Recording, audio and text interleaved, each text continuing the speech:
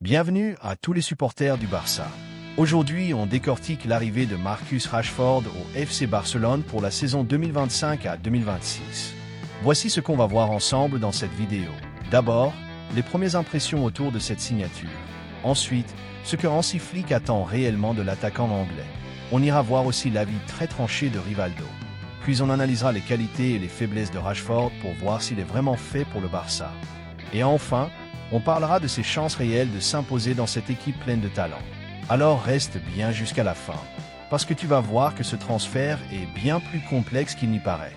Le Barça officialise donc l'arrivée de Marcus Rashford, en provenance de Manchester United, sous forme de prêt avec option d'achat estimée à 30 millions d'euros. C'est un gros coup pour les Blaugrana, qui misent sur un joueur anglais pour la première fois depuis Gary Lineker en 1986. Le joueur de 27 ans s'est dit ravi de rejoindre le club catalan, affirmant que c'est un rêve qu'il caressait depuis le mois de janvier. Il veut contribuer immédiatement et espère aider le club à remporter la Ligue des Champions. Le président Joan Laporta s'est exprimé avec enthousiasme, déclarant que Rashford représentait l'option qu'il préférait parmi toutes celles qui s'offraient à lui cet été. Malgré les difficultés économiques du club et les exigences de la Liga en matière de masse salariale, le Barça a réussi à monter un deal intelligent avec United. Rashford portera le numéro 14, un chiffre mythique au Barça, hérité de Johan Cruyff et porté aussi par Thierry Henry. Avant même sa première apparition sur le terrain, Rashford a reçu le soutien et la confiance de l'entraîneur Hansi Flick. Lors d'une conférence de presse avant le match amical contre le FC Séoul, Flick a déclaré espérer que Rashford pourra montrer toutes ses qualités cette saison. L'entraîneur allemand suit Rashford depuis plusieurs années et voit en lui un joueur capable d'apporter de la vitesse, de la profondeur et une touche de verticalité au système catalan. Flick sait aussi qu'il devra l'intégrer progressivement. Rashford n'a pas joué depuis plusieurs semaines, il doit retrouver du rythme, s'adapter à la chaleur, aux nouvelles exigences physiques et surtout comprendre les subtilités du jeu positionnel à la barcelonaise. La tournée asiatique sera sa rampe de lancement. Il pourrait débuter sur le banc, puis grappiller du temps de jeu en fonction de son implication à l'entraînement. Mais attention, tout le monde ne partage pas l'enthousiasme de Flick. Rivaldo, légende du Barça, a donné son avis très tranché sur cette arrivée. S'il considère que Rashford a beaucoup de talent et que sa venue peut être bénéfique pour le club, il avertit tout de même. Marcus devra se battre pour gagner sa place. Selon lui, il n'y a aucune chance qu'il prenne la place de Raphinha dès le début. Il pense que Rashford devra faire ses preuves d'abord en tant que remplaçant, avant d'espérer bousculer la hiérarchie. Et à vrai dire, Rivaldo n'a pas totalement tort. Raphinha sort d'une saison XXL, 34 buts et 25 passes décisives, toutes compétitions confondues. Il est intouchable à droite. À gauche, Lamine Yamal, bien que très jeune, prend de plus en plus de place dans le collectif. Rashford arrive donc dans un effectif où la concurrence est rude, et où le moindre faux pas peut coûter très cher. C'est à lui de renverser la situation. Alors maintenant, passons à l'analyse pure. Quelles sont les forces et les faiblesses de Marcus Rashford? Et surtout, est-il compatible avec le style du Barça? Côté force, il y a d'abord la vitesse. Rashford est un joueur qui aime les espaces, qui va vite, très vite, et qui peut faire des différences en une seule accélération. Il aime aussi repiquer dans l'axe, et peut être utilisé comme ailier gauche ou attaquant axial, ce qui offre à Flick une belle polyvalence offensive. Ensuite, il a de l'expérience.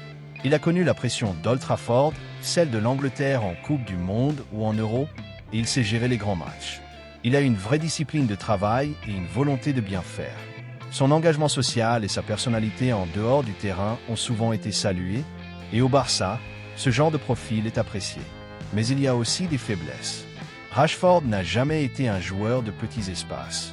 Il a souvent eu du mal dans les défenses regroupées, où le jeu en une touche, les appels synchronisés et le jeu entre les lignes sont cruciaux.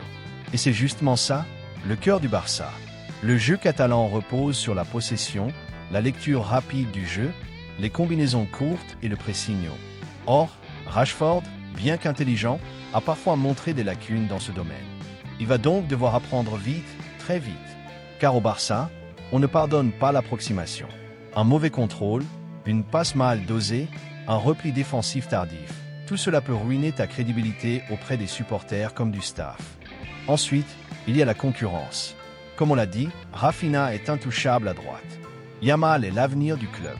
Ferran Torres revient fort. Ansu Fati est encore dans l'ombre, mais peut ressurgir. Et Robert Lewandowski, même vieillissant, reste un pilier.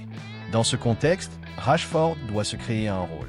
Peut-être celui de super sub, peut-être celui de couteau suisse offensif, ou peut-être celui de dynamiteur en fin de match. L'autre défi, c'est la pression. Ce prêt n'est pas anodin. Si le Barça veut l'acheter à la fin de la saison, il devra débourser 30 millions d'euros.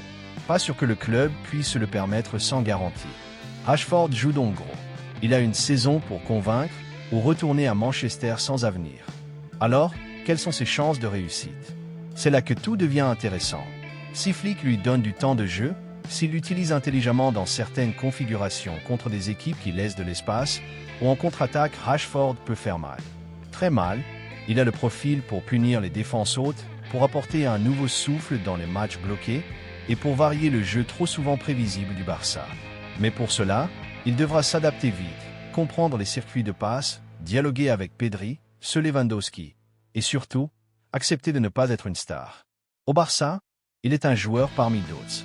Ce n'est plus United où il portait parfois l'équipe à lui seul. Ici, il devra s'insérer dans une structure bien plus rigide, mais potentiellement plus cohérente. Psychologiquement, il a les armes. Il a connu les critiques, les périodes de doute, les blessures.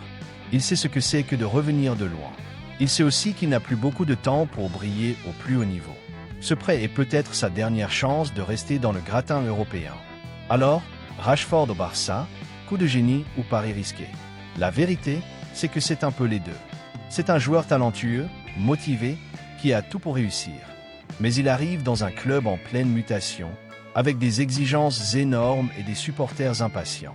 Il va devoir prouver, semaine après semaine, qu'il mérite sa place.